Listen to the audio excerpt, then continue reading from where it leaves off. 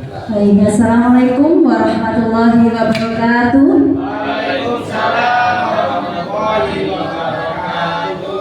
Iya, puji syukur saya panjatkan kehadirat Allah Subhanahu wa Ta'ala yang telah memberikan kita kesehatan dan kesempatan untuk bertemu dalam acara saya, yaitu diseminasi aksi nyata budaya positif. Dan kepada teman-teman saya ucapkan terima kasih banyak telah meluangkan waktu dan menyempatkan waktunya untuk hadir dalam acara yang saya selenggarakan ini. Selawat serta salam tidak lupa saya panjatkan pada junjungan kita Nabi besar Muhammad SAW, yang semoga kita semua termasuk umatnya yang mendapat perlindungannya di yaumul qiyamah kelak. Amin amin ya rabbal alamin.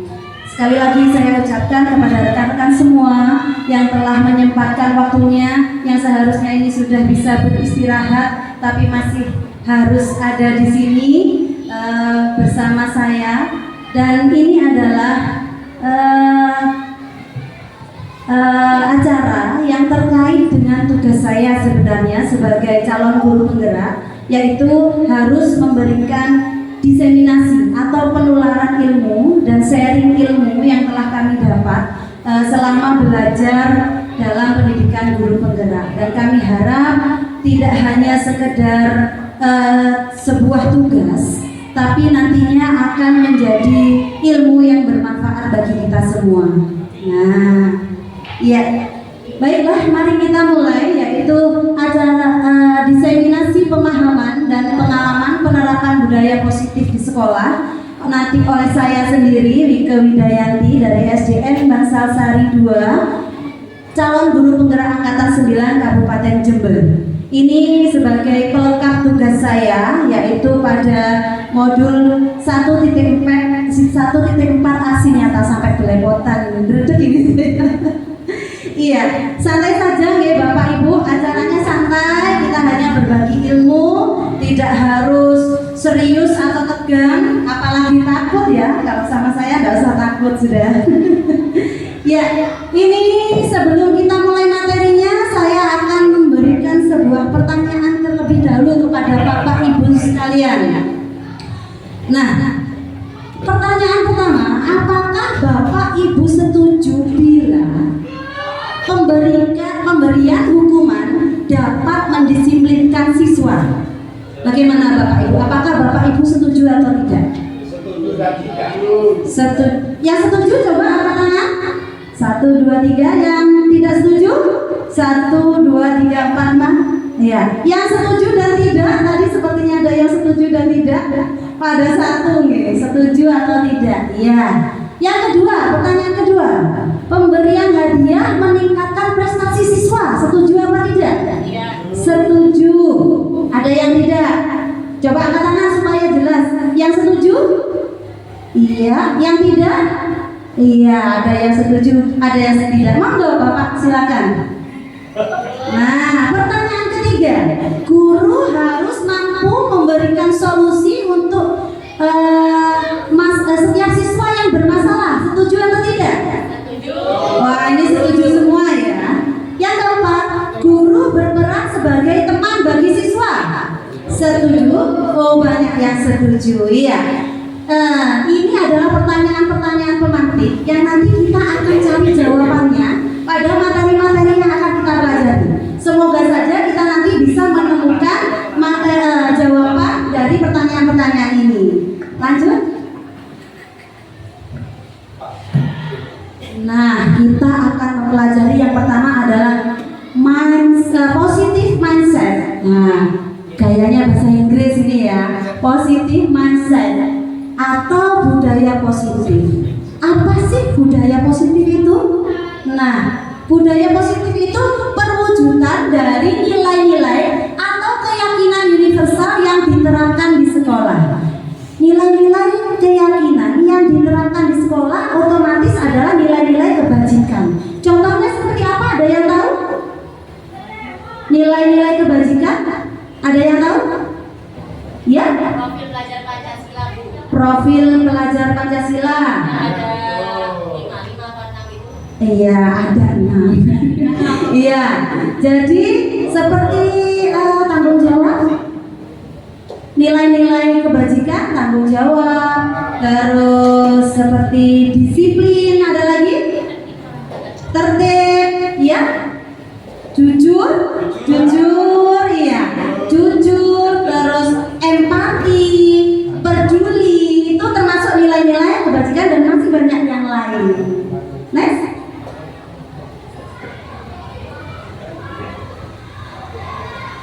Nah, pada budaya positif itu ada konsep inti.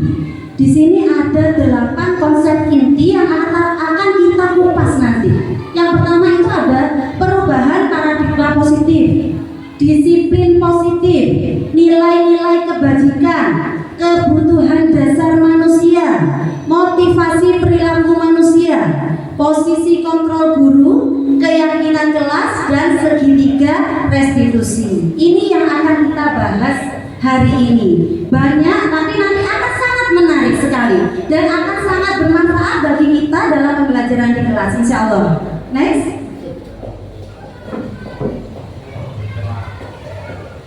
Nah, kita slow dulu. Kita adakan permainan sebentar. Ini adalah permainan cobalah buka. Nah, misalkan coba boleh jenengan membaca di layar, boleh mendengarkan suara saya.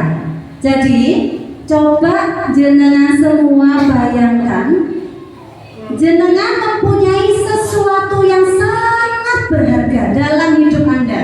Apa sesuatu yang sangat berharga dalam hidup Anda? Dan coba Anda letakkan dalam genggaman tangan jenengan. Coba semuanya, tangan kanan menggenggam. Nah, coba. Nah, ini di dalam genggaman tangan Anda ada sesuatu yang sangat berharga. Nah, menggenggam dengan erat. Kalau sesuatu yang berharga pasti nggak akan dilepaskan ya. Ya Pak Adib. Pak Adib, kalau sesuatu yang berharga kira-kira dilepaskan apa tidak? Coba kita praktekkan. Monggo Pak Adib boleh bantu saya maju ke depan. Monggo Pak Adib. Dan coba sama Pak Ali saja biar nggak canggung dengan sesama cowok. Monggo di depan. Bersama saya di sini nggak apa-apa. Nah, Pak Adib tidak menggenggam. Pak Adib hanya bertugas untuk berusaha melepaskan genggaman tangannya Pak Ali ini. Nah, dengan cara urasa menggenggam Pak. Iya, nah gitu. Iya, kita santai ya, sambil santai supaya nggak ngantuk. Jadi Pak Ali ini punya sesuatu yang berharga di sini dan Pak Adib sebagai temannya akan berusaha melepaskan genggamannya Pak Ali. Nah, dengan cara merayu, memohon, atau memasak, dengan cara apa saja, coba dipraktekkan. Bisa apa tidak melepaskan genggaman tangannya Pak Ali? Coba, ayo dong Pak, lepaskan Pak. Kok tak baik permen? Loh, ayo dong Pak, dikit-dikit boleh, sambil tertawa boleh. Ayo Bapak lepaskan Pak, coba Pak Adi. Bisa tidak? Bisa tidak Pak Adi? Sampai aku nampun, tapi Pak Ali tetap tidak mau melepaskan. Pak Ali, saya mau bertanya, kenapa Pak Ali tidak mau melepaskan genggaman tangannya Pak Ali? Karena ini salah satu prinsip yang saya pegang. Betul sekali kata Pak Ali.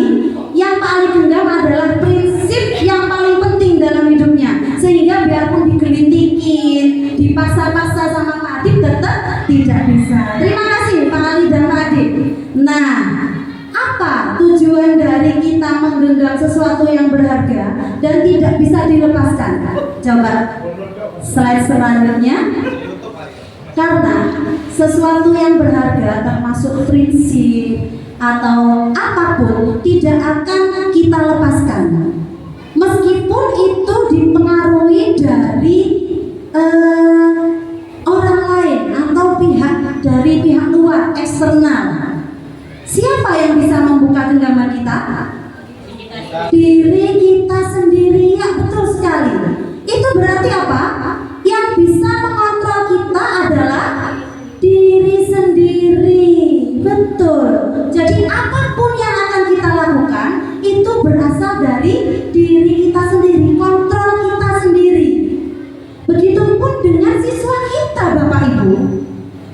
Nah, siswa kita itu tidak kontrol dari kita, tapi sebenarnya dari diri mereka sendiri. Di sini ada pergeseran teori kontrol dari Dr. William Glasser. Nggak tahu betul apa enggak ini saya menyebutkan bahasa Inggris agak belepotan saya soalnya. Nah, di yang pertama ada ilusi guru mengontrol murid. Kita selama ini kan beranggapan kalau murid itu pasti bisa kita kontrol. Apa jare kita wes kalau di kelas mau diapakan saja murid kita manut sama kita. Sebenarnya tidak. Nah, yang kedua, ilusi bahwa semua penguatan positif efektif dan bermanfaat termasuk pemberian hadiah. Apakah bermanfaat apa tidak? Tidak semua Bapak Ibu. Apakah jenengan akan selalu memberikan hadiah terus-menerus kepada siswanya? Tidak. Kenapa? Kalau dapat guru kolek terus-terusan kasih hadiah ya. Jadi begini, anak nanti akan terpacu pada sekedar hadiah saja nanti yang akan mereka pikirkan, melakukan sesuatu hanya dengan dasar hadiah. Yang ketiga, ilusi bahwa kritik dan saran membuat orang merasa bersalah dapat menguatkan karakter. Betul apa tidak? Halo? Jadi ilusi bahwa kritik itu bisa membuat orang merasa bersalah dan dapat menguatkan karakter. Apa dengan cara kita membuat orang merasa bersalah, karakternya bisa tumbuh, bisa terbentuk? Tidak. Nah, nanti kita kupas lebih lanjut pada materi selanjutnya. Ilusi bahwa orang dewasa memiliki hak untuk memaksa. Betul atau tidak? Tidak, tentu tidak. Tapi kita sebenarnya bukan hanya kita ya. Saya pribadi sebelum saya belajar, saya punya pemikiran yang seperti ini. Jadi saya pikir murid saya itu bojari saya sudah. Saya bisa mengontrol murid dan melakukan apapun kepada murid sesuai dengan kehendak saya. Ternyata tidak. Next.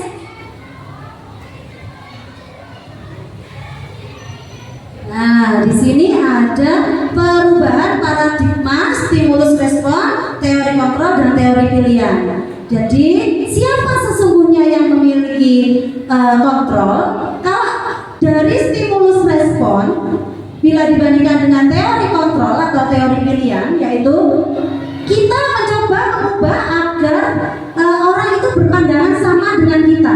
Padahal kita berusaha memahami pandangan orang lain tentang dunia. Jadi sangat bertolak belakang, sangat berbeda. Lalu perilaku buruk dilihat sebagai suatu kesalahan. Kalau teori kontrol, semua perilaku memiliki tujuan, entah itu salah ataupun benar, pasti punya tujuan. Selanjutnya, orang lain bisa mengontrol saya, padahal yang terjadi hanya Anda yang bisa mengontrol diri Anda, seperti genggaman tangan tadi, ya kan?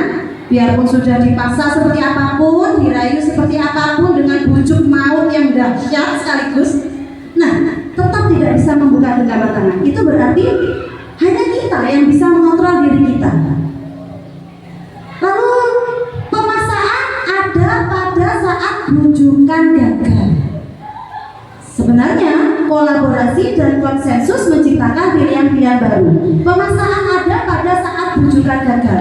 Saat Bapak Ibu semua merayu siswa, ayolah nak kerjakan PR misalkan, ayolah kerjakan PR. Misalkan jenengan gagal merayu, apa yang akan kita lakukan? Kalau kamu nggak kerjakan PR, akan dapat sanksi. Nah, akhirnya akan ada suatu paksaan. Itu sudah otomatis itu. Nah, yang terakhir, model berpikir menang kalah. Kalau di teori kontrol, model berpikir menang-menang. Jadi kalau dalam stimulus respon kita itu ada siapa yang menang, siapa yang kalah, siapa yang benar, siapa yang salah. Kalau di teori kontrol, model berpikirnya itu menang-menang. Jadi dalam satu kelas itu semuanya benar, tidak ada yang salah, tidak ada yang benar, tidak ada yang menang dan tidak ada yang kalah. Prinsipnya hanya menang. Itu Bapak Ibu. Next.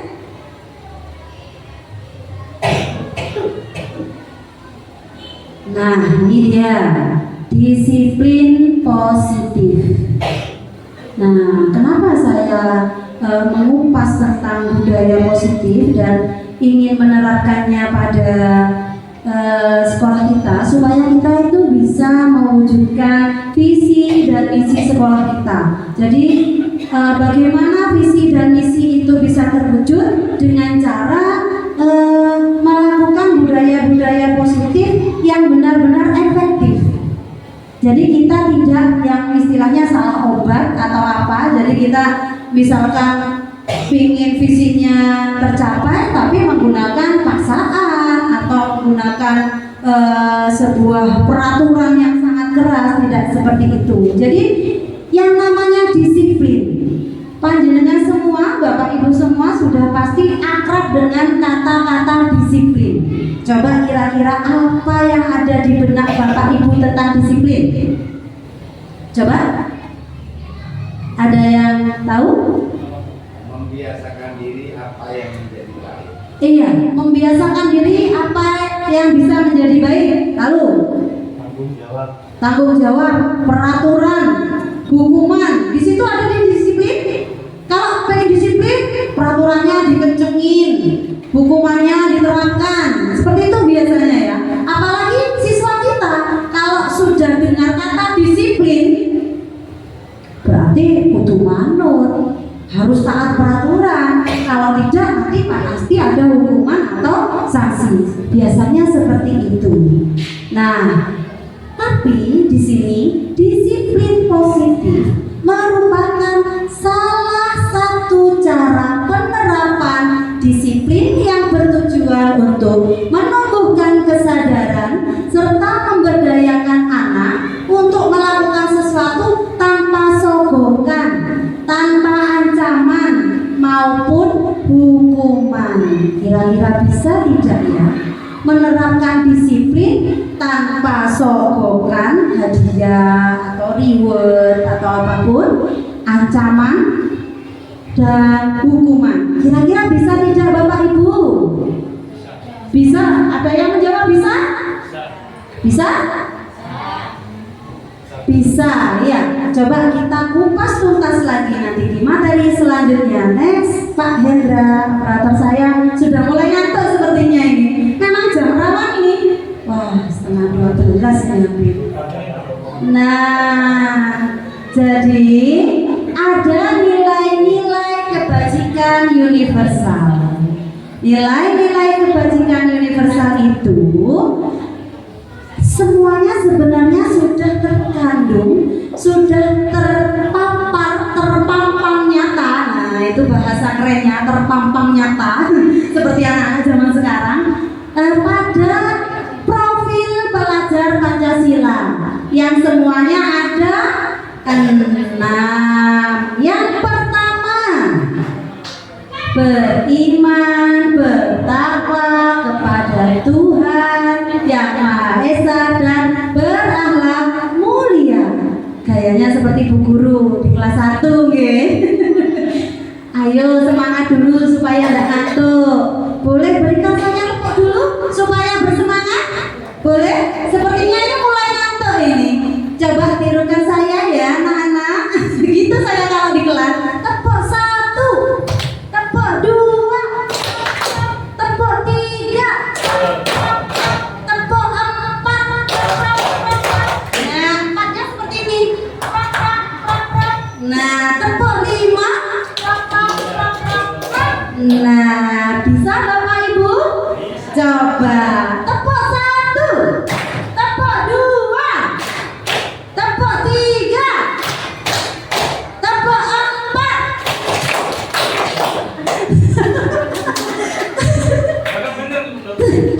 Tepuk 5, tepuk 5 2 kali. Seru bukan? Murid saya paling suka kalau dikasih tepuk 5-nya sampai 5 kali. Katanya latihan hadroh. Lagi sudah. Nanti lagi. Ya, kembali ke nilai-nilai kebajikan universal. Semuanya sudah terkandung pada profil pelajar Pancasila. Yang pertama, beriman, bertakwa kepada Tuhan Yang Maha Esa dan berakhlak mulia. Yang kedua, mandiri. Ketiga, bernalar kritis. Keempat, kreatif, bergotong royong dan berkebinekaan global. Entah urut atau tidak, saya lupa urutannya itu.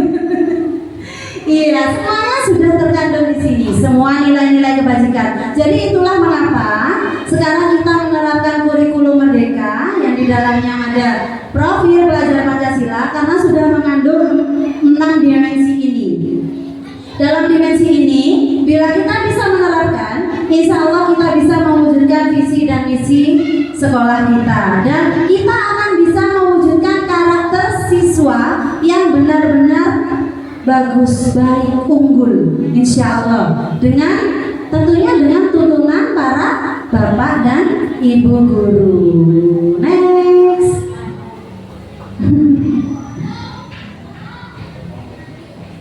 Iya, sekarang kita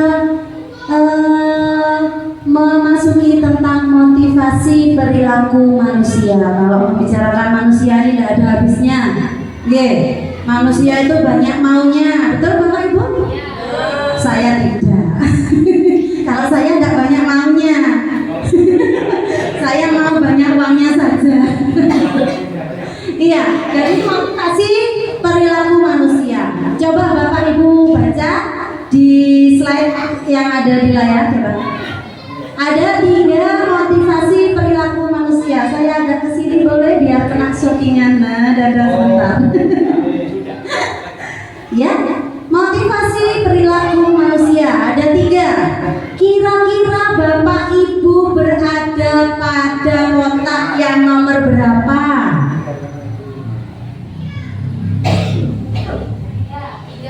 Tiga. Ada lagi?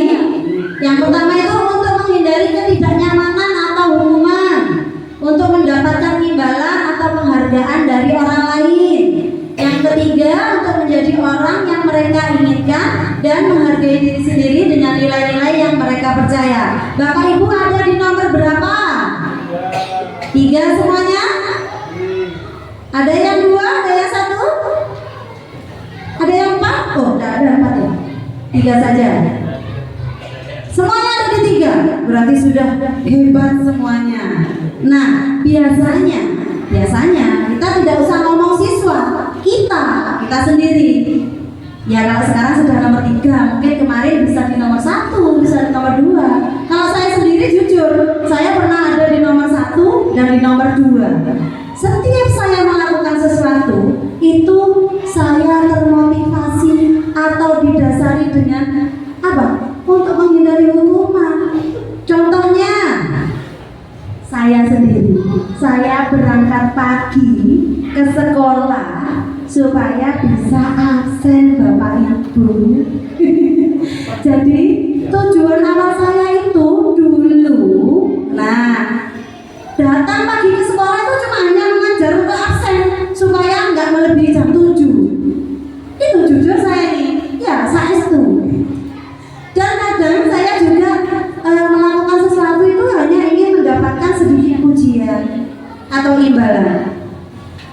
Pernah saya berada pada motivasi perilaku manusia di nomor 1 dan nomor 2. Tapi yang betul adalah motivasi perilaku yang ada di nomor 3. Bagaimana kita agar bisa berada di nomor 3? Sekarang kita bicara tentang siswa kita.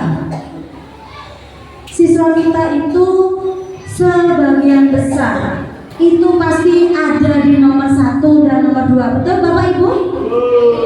Biasanya mereka mengerjakan PR contohnya, ataupun melakukan piket dengan jadwalnya, mematuhi dengan jadwalnya, itu hanya untuk menghindari hukuman dari Bapak Ibu wali kelasnya.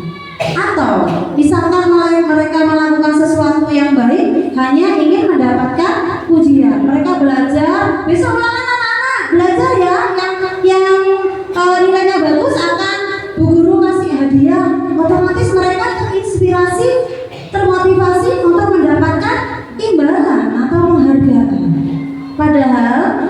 kita sebagai seorang guru seharusnya menuntun anak untuk menjadikan anak orang yang seperti yang mereka inginkan, menghargai diri sendiri dengan nilai-nilai yang mereka percaya. Jadi istilahnya menumbuhkan kesadaran.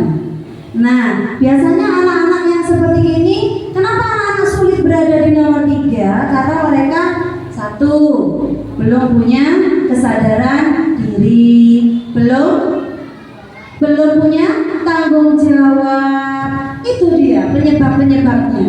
Jadi bagaimana kita sebagai seorang guru bisa menuntun anak, memotivasi anak berperilaku seperti yang ada di nomor 3. Next.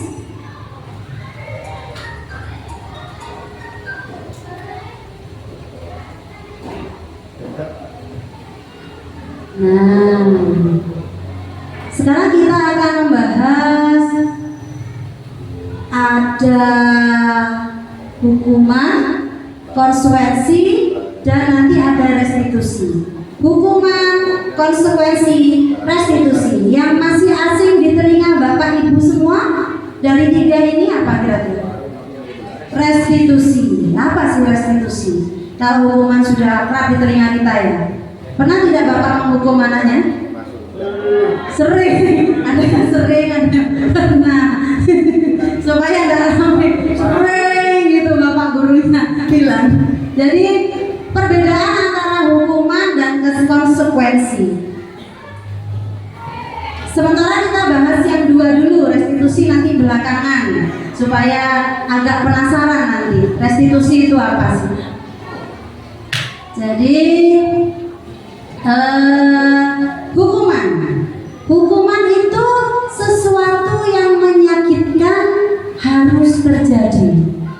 Kira-kira anak apabila sudah terkena hukuman pasti dia akan merasa malu, sakit hati, ya pasti menyakitkan.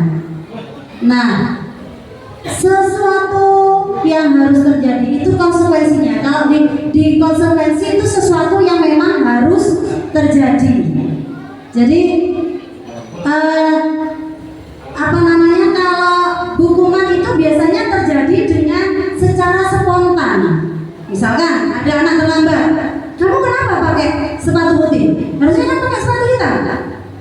Lepas. Nah, itu sudah hukuman. Lepas. Kita sudah lepas, itu sudah suatu hukuman. Lari 4 kali.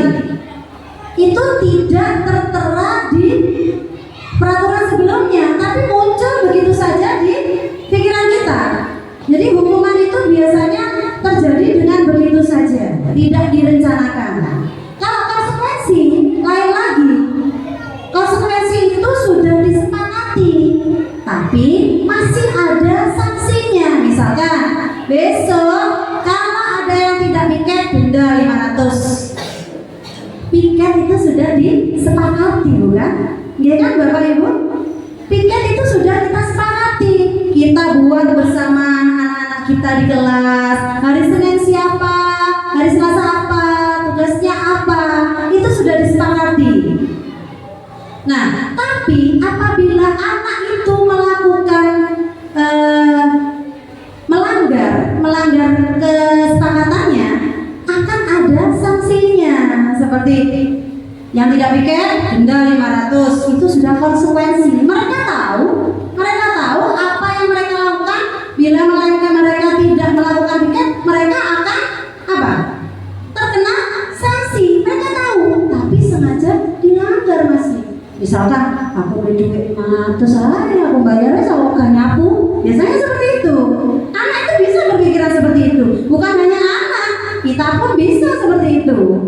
Nah, hukuman itu membuat anak sakit fisik maupun hati untuk jangka waktu yang lama. Nah, jadi hukuman bisa menyakiti fisik dan hati. Saya sedikit bercerita nih Bapak Ibu. Ini waktu saya di sekolah dulu. Saya termasuk anak yang teladan dan rodok dapur memang. Nah, jadi waktu SMA saya itu punya guru BK yang namanya Pak Stefanus. Wah, orangnya killer. Kalau anak SMA dulu, kalau guru yang galak-galak itu disebut guru yang killer. Nah, saya itu punya guru yang killer. Waktu itu saya melanggar peraturan mengenakan sepatu putih yang seharusnya tidak boleh dipakai. Saya disuruh lepas sepatu dan sepatu saya diikat di tamparnya tiang bendera lalu dikerek di tiang bendera. Saya tanpa alas kaki. Itu banyak temannya, padahal saya sudah menjelaskan kenapa saya memakai sepatu putih. Karena kemarinnya hujan, bukan karena saya dablek dan kepengen gaya-gaya ya. Jadi ada sedikit motivasi itu ada sedikit. Jadi saya itu kemarinnya hujan, kehujanan, sepatu saya basah. Dan dengan terpaksa keesokan harinya saya mau mengenakan sepatu putih, tapi beliaunya tidak mendengarkan alasan saya dan tidak mau menerimanya. Saya ingat sampai sekarang, sudah lama saya sudah hampir punya cucu ini. Jadi saya masih ingat yang namanya Pak Stefanus itu, gila sekali. Jadi itu memang waktu yang lama untuk menghilangkan sakit hatinya anak itu. Kalau konsekuensi, anak itu menghargai disiplin.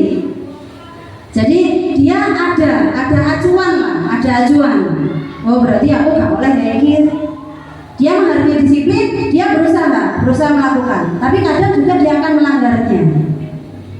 Hukuman itu menjadikan anak membenci kedisiplinan, Bapak Ibu.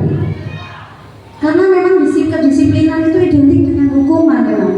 Apalagi pada anak-anak kita yang di jenjang sekolah dasar seperti ini. Jadi mereka akan membenci kedisiplinan. Nah, kalau konsekuensi anak menghargai disiplin. Wah, aku keliru ya. Nah, hukuman itu adalah sebuah paksaan. Kalau konsekuensi, stimulus atau tanggapan. Nah, hukuman mendorong anak menyakiti diri sendiri, konsekuensi mendorong anak agar mudah menyesuaikan diri. Lebih bagus konsekuensi ya sampai di sini. Konsep diri yang buruk itu adalah hukuman dan konsep diri yang baik itu adalah konsekuensi. Anak belajar untuk menyembunyikan kesalahan. Jadi anak itu akan menyembunyikan kesalahannya supaya tidak dihukum. Misalkan dia memecahkan botolnya Bu Guru, dijatuhkan, jatuh. Berusaha dia menyembunyikan selama Bu Gurunya belum ada. Tapi apa? Supaya dia tidak terkena hukuman. Lalu anak belajar untuk mematuhi peraturan dengan konsekuensi.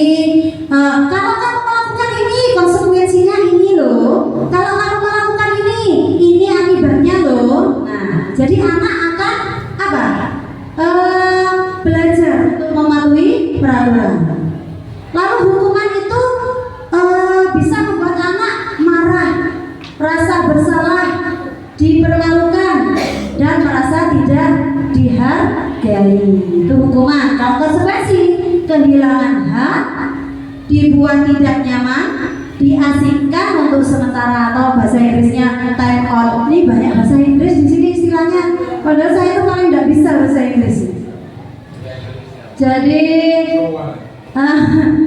ya, jadi anak itu dengan konsekuensi dibuat tidak nyaman atau diasingkan untuk sementara. Misalkan kalau kamu melanggar disiplin yang ini, kamu boleh belajar di luar, tidak boleh belajar di dalam kelas, sendirian kamu di luar. Nah, itu dia akan merasa tidak nyaman. Next.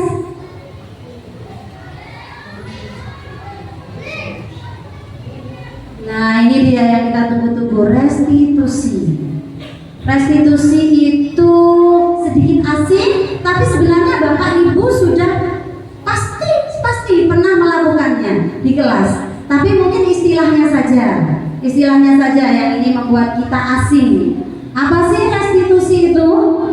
Nah, restitusi itu adalah proses menciptakan kondisi bagi murid untuk memperbaiki kesalahan mereka, sehingga mereka bisa kembali pada kelompok mereka dengan karakter yang lebih kuat. kuat Bapak Ibu.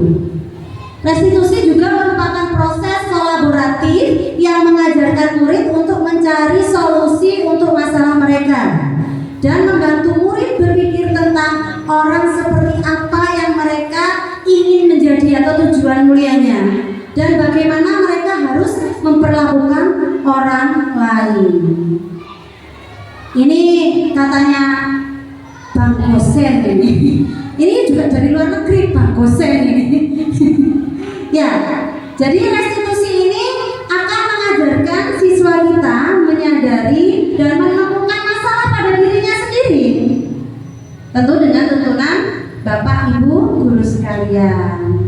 Jadi tugas kita adalah mengarahkan, menuntun sesuai dengan filosofi Ki Hajar Dewantoro. Saya banyak belajar tentang Ki Hajar Dewantoro. Sebelumnya saya hanya tahu namanya saja, dan sekarang sudah mulai mengupas tentang filosofinya seperti apa. Ternyata beliau itu mengumpamakan seorang guru itu sebagai petani.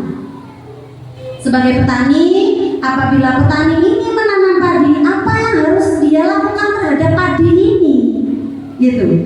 Apakah dia harus menanam padi di tanah yang kering? Tidak. Dia harus menanam padi di tanah yang sedikit berair, tidak terlalu banyak air, tapi harus ada airnya. Dia harus memberikan pupuk ini, tidak sama dengan cara merawat jagung. Jadi Ki Hajar Dewantoro itu menekankan pada filosofinya bahwa seorang guru itu ibarat seorang petani. Sebagai seorang petani, kita harus tahu apa yang harus kita lakukan pada tanaman kita, supaya tanaman kita itu bisa menumbuhkan tanaman yang subur, bisa menghasilkan buah yang lebat. Bagaimana caranya? Itu adalah seorang guru. Dan guru itu tidak, dan Bapak Ibu, saya pernah mendengar sebuah sebuah kata-kata yang seperti ini. Anak itu ibarat kertas putih dan guru bisa menuliskan apa saja di dalamnya. Saya pernah mendengar itu, tapi ternyata itu salah. Anak itu bukan kertas putih, tapi anak itu adalah kertas yang sudah berisi tulisan tapi masih suram, Bapak Ibu. Jadi tugas seorang guru itu untuk menebalkan tulisan yang suram itu. Yang baik ditebalkan, yang buruk dihilangkan. Itu adalah filosofi dari Ki Hajar Dewantoro, Bapak pendidikan kita. Next.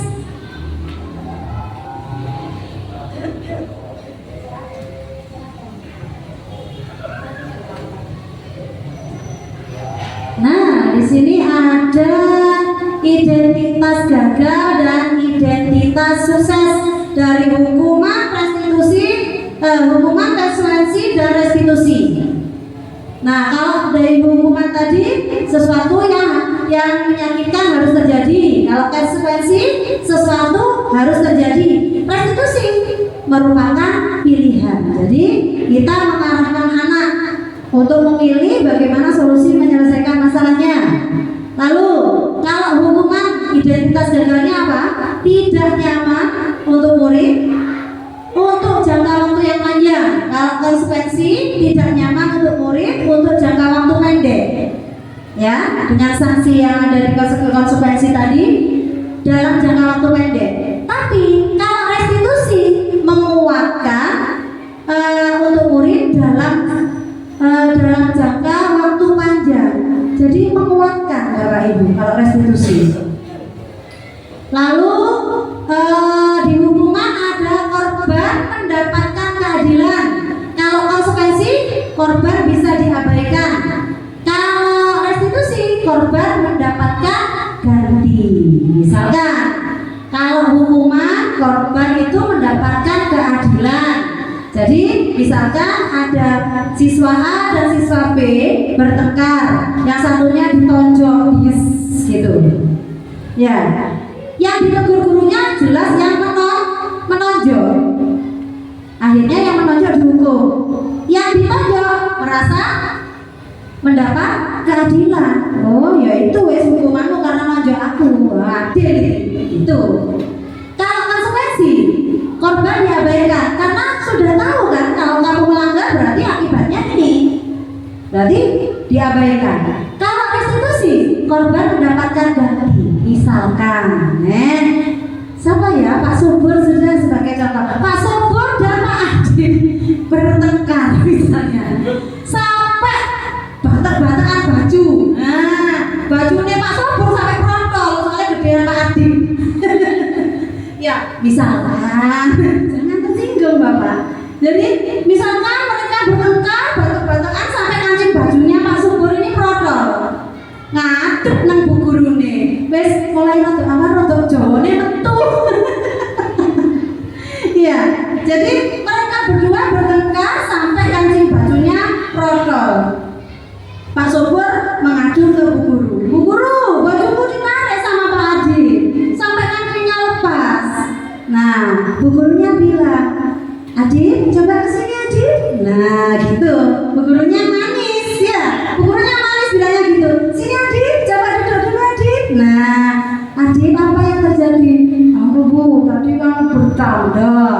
Tanya Adi, bercanda Bu tadi Bu. Lalu tidak sengaja, Pak Subur itu tidak terima dengan candaan saya. Akhirnya kita bertengkar Bu sambil dibatek-batek bajunya. Akhirnya kancingnya sampai lepas, saya tidak sengaja Bu. Nah, berarti Adi tahu apa yang Adi lakukan. Misalkan seperti itu. Iya Bu, betul apa salah? Salah. Terus apa yang akan Adi lakukan? Saya akan minta maaf Bu. Katanya Subur, saya tidak mau maaf aja Bu. Loh, minta apa Pak Subur? Gitu. Saya nanti kalau pulang kancing saya potong, saya akan dimarahi sama mama saya. Itu katanya si Subur. Pak Subur. Ya, maaf Pak, guyon ya Pak. Nah, katanya si Subur gitu. Nanti saya kalau pulang kancing saya lepas, saya akan dimarahi sama mama. Terus gimana? Saya pokoknya tidak mau kancing saya harus seperti tadi, harus terpasang. Loh, Dip, piye iki Dip? Nah, bu gurunya bingung pisan. Ya apa ini caranya ini? Loh, terus gimana caranya? Ya apa Bu? Saya ya harus dijahit. Ini bajunya Subur gitu. Saya kan nggak bisa jahit Bu. Misalkan ini kan Adib dan Subur siswa SMK, ya. Di SMK itu ada guru tata busana namanya Gus Ali. Gus Ali guru tata busananya. Coba Adib belajar sama Gus Ali sana cara menjahit kancing. Ya Bu, saya sanggup. Benar sanggup? Ya, karena saya yang salah Bu. Nah, Adib menyadari kesalahannya. Si Subur mendapatkan ganti kancingnya kembali seperti semula. Dia pulang dengan rasa tenang, tidak takut dimarahi oleh mamanya. Dan si Pak Adib tadi sudah menyadari kesalahannya dan mau melakukan sesuatu untuk memperbaikinya. Itulah yang dinamakan restitusi Bapak Ibu. Iya, jadi kira-kira dari sini apakah dari mana yang lebih efektif? Hukuman, konsekuensi atau restitusi? Restitusi. Nanti kita akan bahas. Restitusi itu ada 3. Bagaimana cara melakukan restitusi itu tadi? Ada nanti. Saya juga punya video saya loh melakukan restitusi. Edo-edoan nanti. Nah, ini coba Bapak Ibu cermati kembali. Coba dibaca sampai bawah. Nanti Bapak Ibu akan menemukan mana yang negatif, mana yang positif. Dan hukuman konsekuensi ternyata kalau hukuman itu negatif, konsekuensi itu netral, dan restitusi itu positif.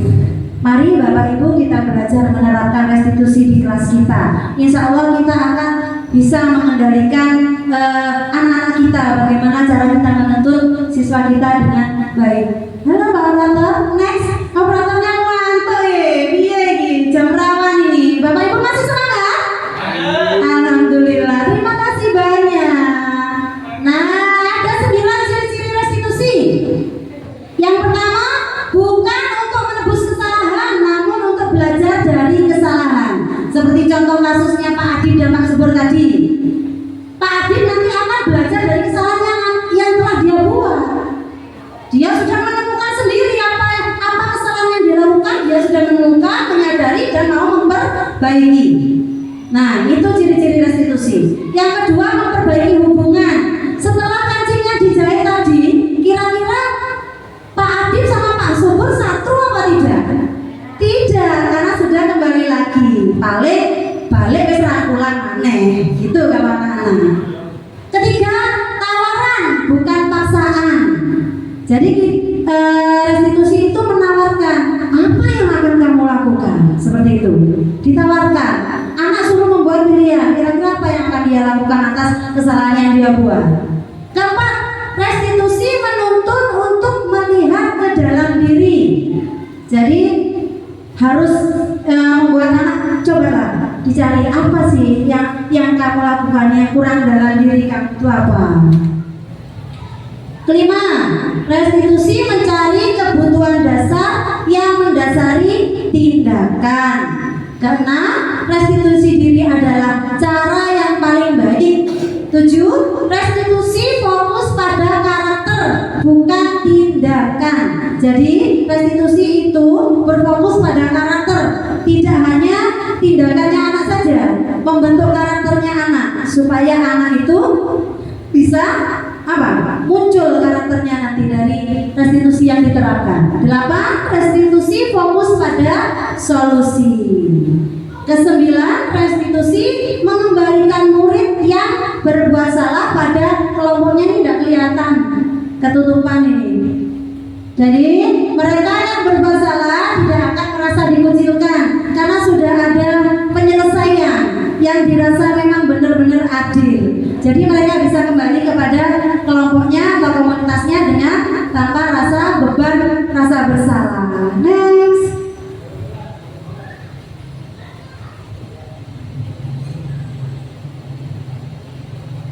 Nah, berdasarkan bagian di atas tadi, berikut adalah penjelasan tentang hukuman, konsekuensi, dan restitusi. Hukuman tidak terencana, bersifat satu arah, bisa bersifat fisik, psikis, atau kata-kata kasar. Kalau konsekuensi bersifat terencana, sudah disepakati, bentuk-bentuk konsekuensi dibuat oleh pihak guru atau sekolah. Konsekuensi. Kalau restitusi, proses menciptakan kondisi bagi murid untuk memperbaiki kesalahan mereka sehingga mereka bisa kembali pada kelompok mereka dengan karakter yang lebih kuat. Itu adalah rangkuman dari yang kita bahas antara hukuman, konsekuensi, dan restitusi tadi. Dari sini Bapak Ibu, ada yang perlu ditanyakan? Tidak ada, terima kasih. Iya, tidak ada yang perlu ditanyakan ya? Lanjut. Ini sebenarnya saya yang tidak mau ditanya ini kalau seperti itu ya. Nah, saya akan menguji sedikit Bapak Ibu sekalian. Monggo sedikit berkonsentrasi. Nah, setelah tadi anak-anak tadi sudah belajar tentang hukuman, konsekuensi, dan restitusi. Coba hal-hal yang ada di layar ini termasuk apa?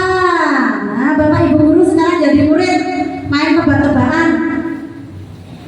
Mencatat 100 kali di dalam buku kalimat, saya tidak akan terlambat lagi karena terlambat ke sekolah. Ini hukuman, konsekuensi, atau restitusi? Siapa? Hukuman? Hukuman. Catat hukuman. Nomor 2, lari mengelilingi lapangan basket 2 kali karena terlambat hadir di sekolah. Hukuman, konsekuensi, restitusi? Ada yang hukuman siapa? Ayo. Yang konsekuensi siapa? Oh, ada 1, oh 2 yang konsekuensi. Oke, kita buktikan nanti. Ketiga, murid diminta untuk push up 15 kali karena tidak menggunakan masker ke sekolah. Hukuman atau konsekuensi? Hukuman, oke. Mengganti kertas tugas teman yang telah dicoret-coret. Hukuman atau konsekuensi? Frustrasi.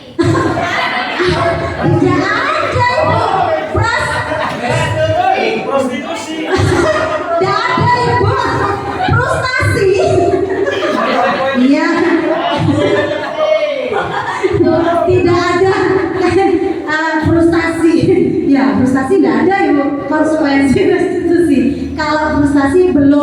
belum ke ranahnya situ saya ya Bu. Nah, lalu membersihkan tumpahan air di meja tulis karena tersenggol pada saat belajar. Hukuman, konsekuensi. Murid disuruh untuk mengenakan sepatu seharian di sekolah karena tidak mengenakan sepatu hitam. Hukuman. Lari mengelilingi lapangan basket 2 kali karena terlambat 10 menit untuk pelajaran PJOK. Ayo guru PJOK ini. Hukuman atau konsekuensi? Ayo, hukuman atau konsekuensi? Oke, yuk kita buktikan. Next, ada jawabannya. Saya punya pertanyaan di sini. Nah, betul apa tidak jawaban Bapak Ibu guru tadi? Ada yang salah, ayo ngaku. Betul atau tidak? Nah, itu dia jawabannya. Jadi dari sini Bapak dan Ibu sudah bisa membedakan antara hukuman dan konsekuensi. Itulah tujuan dari tebak-tebakan ini. Kalau anak-anak diberi tugas, tujuannya supaya apa? Supaya kita tahu materi itu sudah tersampaikan atau tidak. Saya juga begitu ke Bapak Ibu. Lanjut.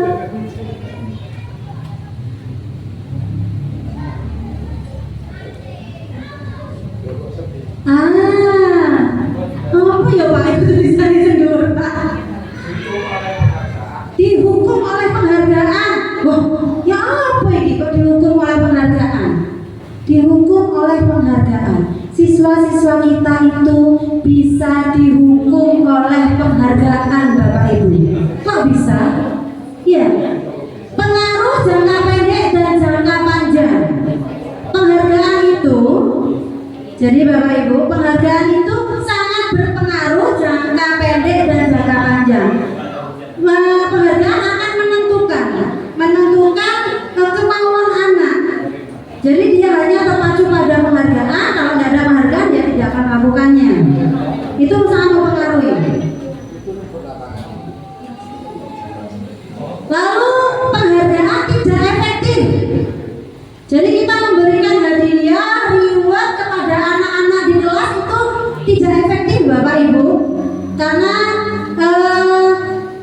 anak akan hanya terpaku pada penghargaan saat mereka misalkan saya harus belajar, kalau nilaiku bagus aku dapat hadiah. Tapi sewaktu kita tidak memberikan hadiah, dia akan kecewa. Oh nggak dikasih hadiah, besok kasih tahu manis. Seperti itu. Jadi itu yang namanya anak dihukum oleh penghargaan. Selanjutnya penghargaan merusak hubungan. Apa artinya ini? Penghargaan merusak hubungan di kelas. Anak yang pintar dikasih penghargaan. Titik-titik gurunya, oh pintar, oh jempol. Aku kok gak tahu ya di konak karo guru. Aku kok gak tahu dikasih jempol karo guru. Kok ikut? Kamu terlalu egois. Nah, anak itu seperti itu biasanya. Jadi merusak hubungan. Selanjutnya penghargaan mengurangi ketepatan. Jadi kalau kita terbiasa memberikan penghargaan, ketepatan anak dalam materi itu tidak dari pikirannya, tidak dari hatinya. Dia hanya berfokus pada hadiah, reward, penghargaan, pujian itu saja. Lalu penghargaan menurunkan kualitas, entah itu yang berprestasi atau yang belum berprestasi. Yang berdampak lebih parah itu yang belum berprestasi. Jadi anak bila tidak diberi penghargaan tambah males wis sinau. Percuma aku sinau pancetane enggak iso padha mbek sinau. Tetap saja aku nggak akan bisa mengejar dia yang sering dapat penghargaan oleh guru. Itu akan menurunkan kualitas. Penghargaan mematikan kreativitas, tambah males wis. Tambah wis enggak mau menciptakan kreativitas apa tambah males. Karena dia merasa dia nggak pernah mendapatkan penghargaan. Dan yang mendapatkan penghargaan, aku ngene ae wis itu penghargaan. Yo wis ngene ae, itu dia. Jadi mematikan kreativitas. Penghargaan itu menghukum dan motivasi dari dalam diri sendiri atau intrinsik. Next.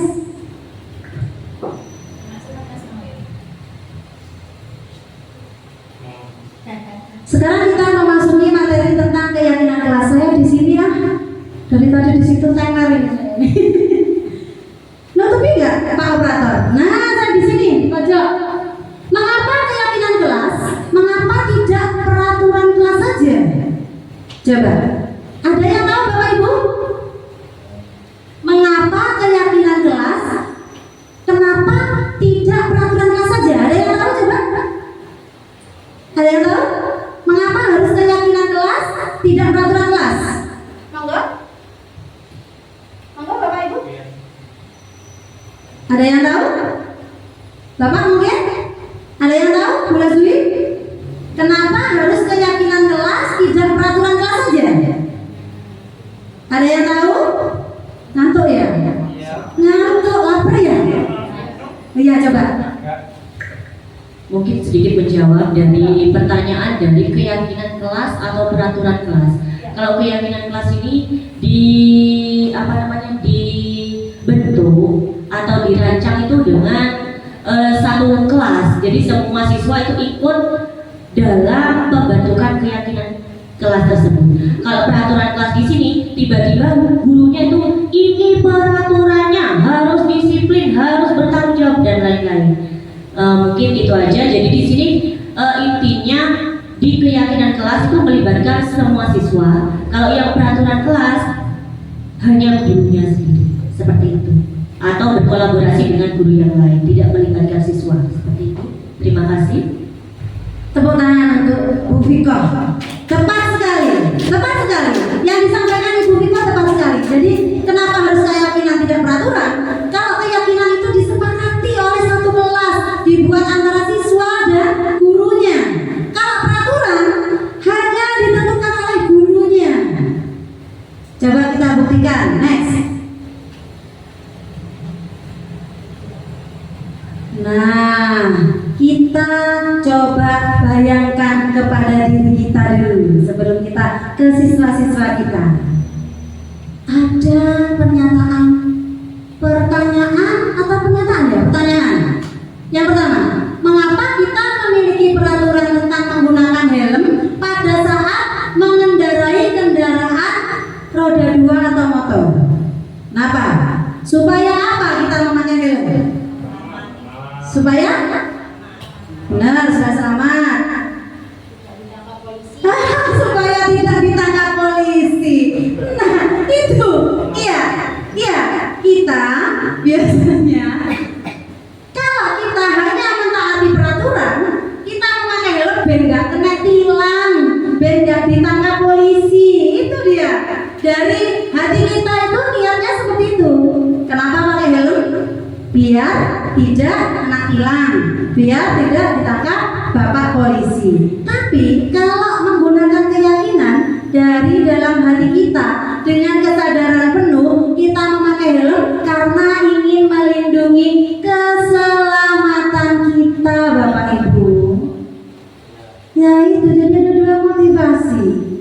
Jadi kita itu melakukan sesuatu kalau dengan peraturan ya hanya seperti itu, hanya takut ke Pak Polisi. Kalau keyakinan, kita benar-benar ingin melindungi diri kita. Mengapa kita memiliki peraturan tentang penggunaan masker dan mencuci tangan setiap saat? Untuk apa Bapak Ibu? Untuk kesehatan. Supaya tidak waktu COVID, kalau kita tidak mencuci tangan dan pakai masker, iya, itu baru keyakinan supaya menjaga kesehatan dan supaya virusnya tidak menyebar. Pintar semuanya. Oke, lanjut.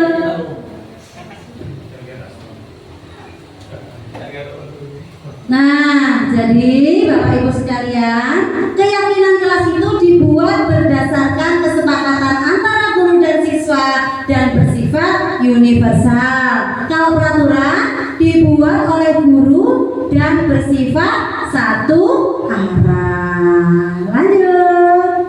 Ngantuk, saya juga ngantuk. Nah, ini adalah prosedur pembentukan keyakinan sekolah atau keyakinan kelas dari Bapak Ibu. Ya, saya yakin Bapak Ibu sudah menerapkan di kelas masing-masing.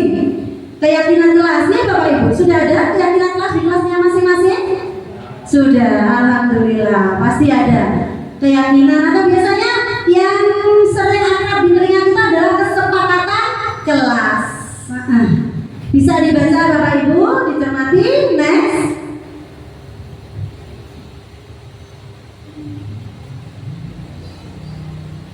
Nah,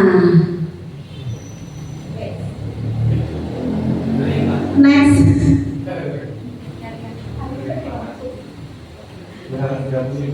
Ya, satu masih ada.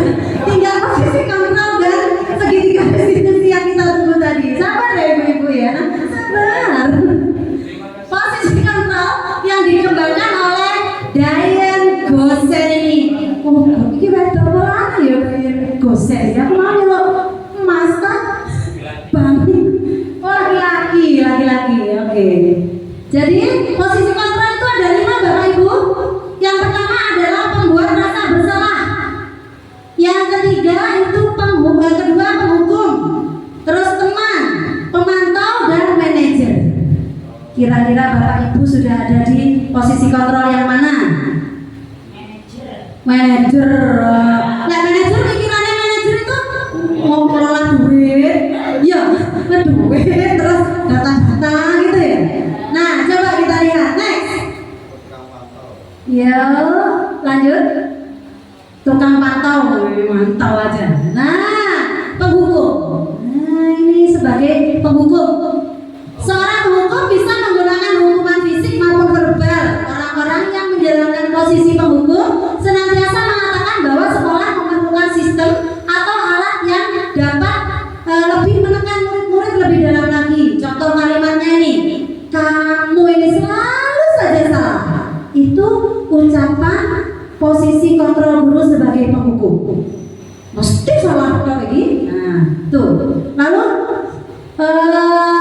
pasti ini yang selalu terakhir selesai nulis. Itu adalah dalam posisi penghukum. Guru seperti ini senantiasa percaya hanya ada satu cara agar pembelajaran bisa berhasil dengan memberikan hukuman dengan caranya. Itu Bapak Ibu, posisi kontrol sebagai penghukum. Selanjutnya posisi sebagai pembuat rasa bersalah. Nah, ini untuk kelas guru nih. Biasanya kelas nih gurunya ini. Biasanya dia itu membuat si anak merasa bersalah atas apa yang dilakukannya dengan kalimat yang muncul biasanya, ibu sangat kecewa sekali sama kamu. Nah, biasanya seperti itu. Jadi anak itu dibuat merasa bersalah. Jadi berapa kali bapak harus memberitahu kamu ya? Nah, atau dengan gimana coba? Kalau orang tua kamu tahu, kamu berbuat begini. Ayo, gimana coba? Nah, biasanya Bapak Ibu pasti sering kan melakukan seperti itu? Oh tidak ya, saya yang sering berarti. Jadi pada posisi ini murid akan memiliki penilaian sendiri yang buruk tentang diri mereka. Iya, aku salah. Nah, seperti itu. Nah, merasa tidak berharga dan telah mengecewakan orang-orang yang dia sayangi. Posisi kontrol selanjutnya sebagai teman. Nah, jadi guru sama murid ini akrab sekali. Sebagai teman, ayo bantulah demi bapak ya. Ayolah tolong bu guru, ya bantu ya. Nah, jadi lebih akrab, terus lebih dekat dengan murid. Tapi ada dampak positif dan negatifnya sebagai teman ini, kontrol teman ini. Positifnya terjalin hubungan baik antara guru dan murid. Tapi dampak negatifnya, murid itu akan kecewa saat guru tersebut tidak membantunya dan tidak mau berusaha. Dan juga murid akan melakukan hal tersebut hanya pada guru tertentu, tidak pada lainnya karena sudah tergantung. Misalkan ada bu gurunya bawa buku banyak, sini bu saya bantu. Tapi kalau pak guru yang lainnya, kelas yang lainnya nggak mau bantu dia. Karena dia cuma, oh bestiku ya bu guruku, gitu. Itu negatifnya menerapkan posisi kontrol sebagai teman.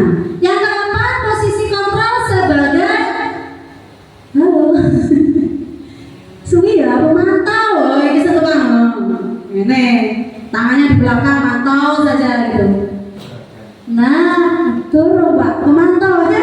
Kembali lagi, pemantau. Nah, Jadi contoh kalimat yang muncul pada posisi pemantau ini, peraturannya apa? Apa yang telah kamu lakukan? Lalu sanksi dan konsekuensinya apa? Gitu. Jadi mengingatkan, lek salah kamu, apa yang kamu lakukan? Itu. Jadi posisi ini biasanya guru mengandalkan perhitungan, catatan, data atas perilaku murid. Next, selanjutnya posisi kontrol sebagai manajer. Nah ini yang manajer tadi Bu Aziza katanya. Pak Bu Aziza sudah manajer ini, kita buktikan coba. Manajer ini posisi di mana guru berbuat sesuatu bersama dengan murid. Mempersilahkan murid mempertanggungjawabkan perilakunya, mendukung murid agar menemukan solusi atas permasalahannya sendiri. Biasanya dengan kalimat, apa yang kita yakini? Jika kamu meyakininya, apakah kamu bersedia memperbaikinya? Nah, ini dia posisi manajer. Posisi ini tugas manajer bukan untuk mengatur perilaku seseorang. Kita membimbing murid untuk dapat mengatur dirinya, menganalisis dan bertanggung jawab atas kebutuhannya sendiri. Jadi dari kelima kontrol posisi guru ini, kontrol guru ini, mana yang lebih tepat Bapak Ibu kita terapkan? Manajer. Bu Aziza berarti sudah sukses ya, sudah menerapkan posisi manajer. Nah, hebat. Semuanya di sini guru hebat. Nah, lanjut. Ada apa ya? Nah, kita masuk ke kebutuhan dasar manusia. Ada 5. Pertama, bertahan hidup, bersifat fisiologis seperti makan, minum, itu untuk bertahan hidup. Kedua, kasih sayang dan rasa diterima. Jadi kebutuhan untuk diterima.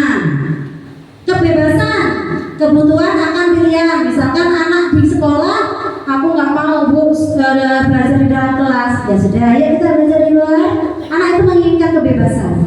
Lalu kesenangan, kebutuhan untuk merasa senang. Misalkan dengan semua kebutuhan untuk kesenangan, misalnya mancing, senang aku mancing. Shopping, ya Bu Aziza itu senang shopping. Nah, itu adalah kebutuhan dasar manusia yang pada kesenangan. Lalu penguasaan, kebutuhan atas pengakuan dan atas kemampuan. Aku iso, coba sini aku iso, itu penguasaan. Lalu, oh sudah, kakean kira ketik, terlalu semangat ini saya tadi malam buat materinya. Next. Semua orang senantiasa berusaha untuk memenuhi kebutuhannya Bapak Ibu dengan berbagai cara.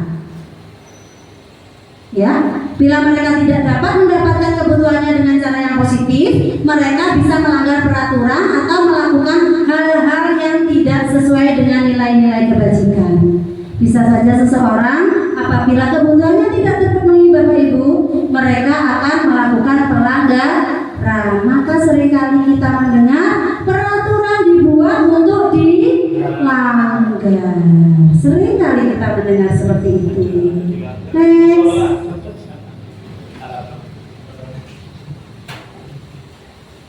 Jadi saya punya pertanyaan pemantik.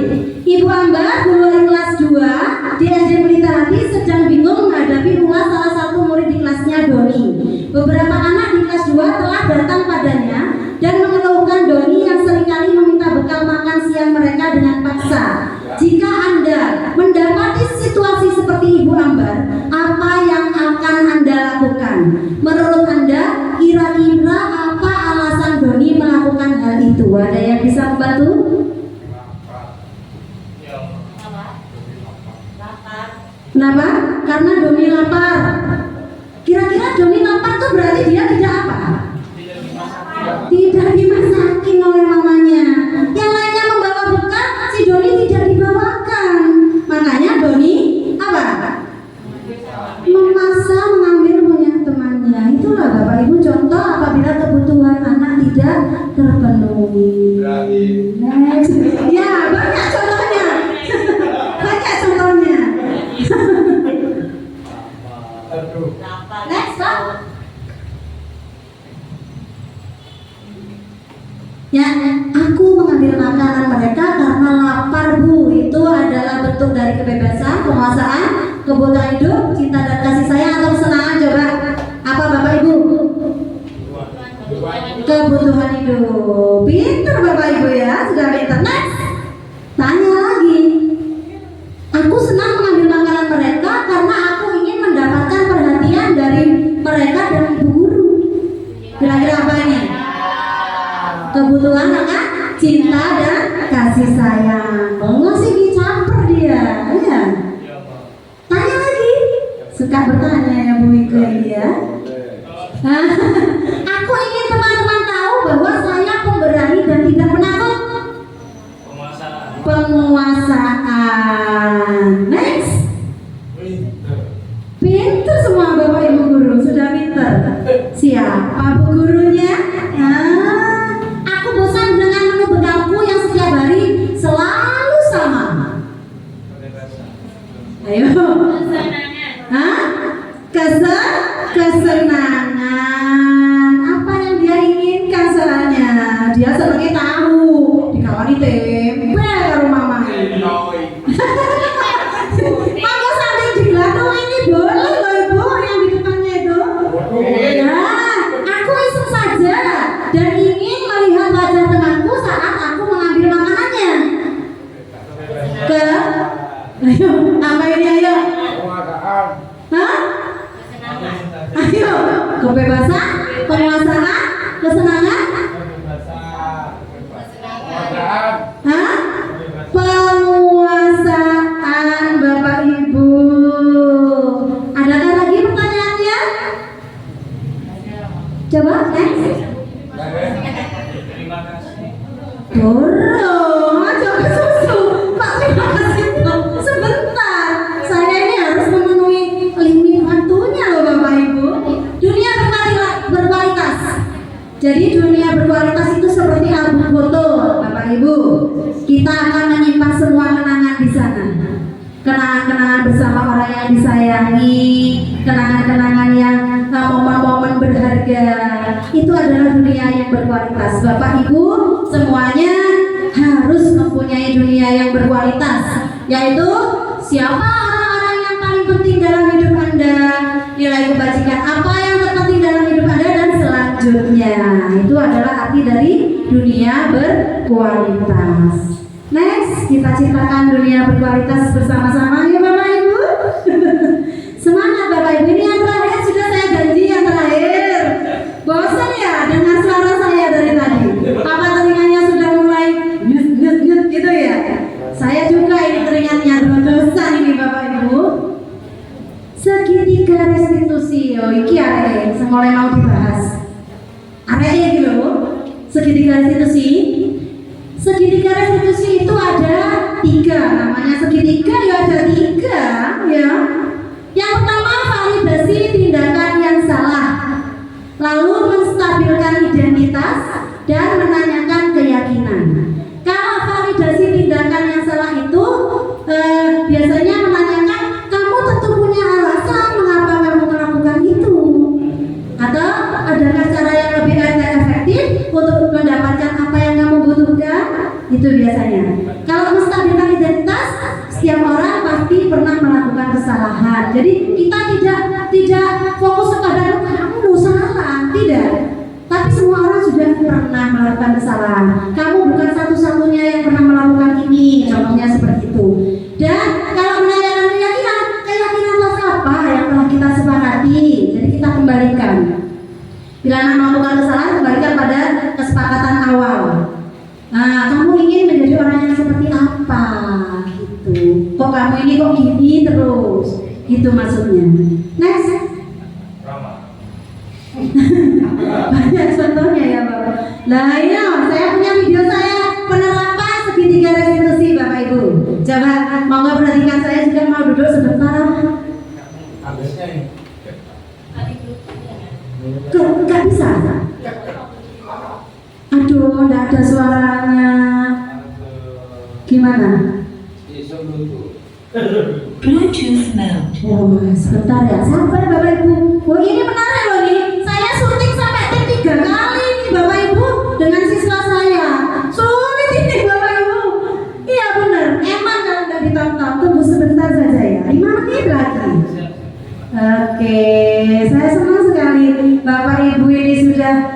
bersedia meluangkan waktu sambil ngantuk-ngantuk dan penuh dengan kerucuk. Saya juga lapar, saya juga. Panas, sudah jamnya jam segini. Sebentar ya, sabar ya Bapak Ibu. Sedikit kesalahan teknis. Lupa tadi saya tidak disambungkan ke Mbak Bluetooth. Nah, Mbak Bluetooth ini loh. Mbak Tut. Coba. Belum bisa ya? Belum bisa? Coba. Ya, sebentar lagi. Oh, ini sudah mulai terdengar suaranya. Dari video yang pertama tadi Bapak bisa? Nah, saya tanya, ada yang nggak mengerjakan PR apa tidak?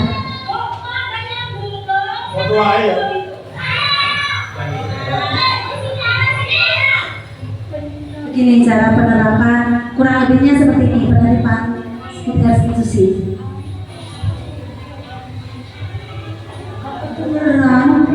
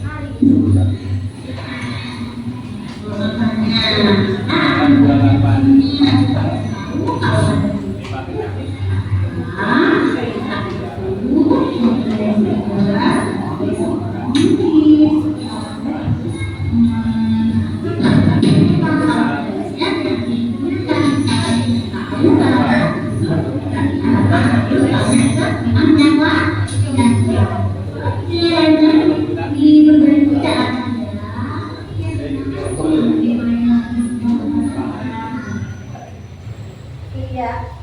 Jadi itulah kira-kira Bapak Ibu contoh penerapan segitiga restitusi pada siswa kita.